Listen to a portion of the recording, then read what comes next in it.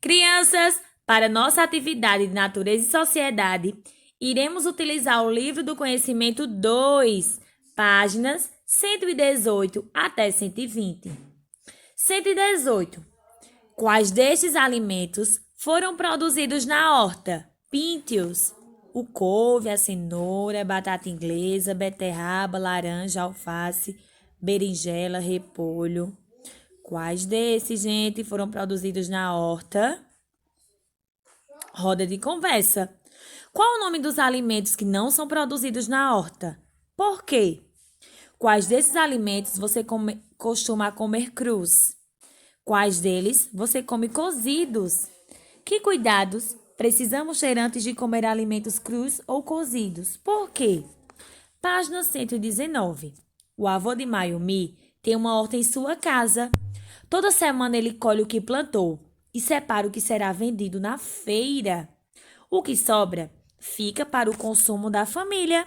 Faça assim: separe em grupos de 10. Ajude o avô de Mayumi a separar os produtos. Então, temos aqui alguns produtos que vêm diretamente da horta. Vocês vão contar 10 e circular. Depois irão contar o que sobrou, certo? E escrever dentro do quadro.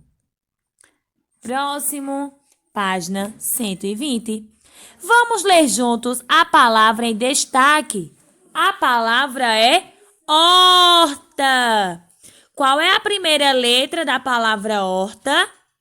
Quantas sílabas essa palavra possui? Escreva a letra H para completar as palavras. Então, temos aí hotel, hélice, homem e pismo. Agora, leia em voz alta as palavras e escreva aquela que possui a maior quantidade de letras. Qual dessas palavras tem a maior quantidade de letras? Escreva aqui. Um grande beijo e qualquer dúvida, a tia está aqui para ajudar vocês.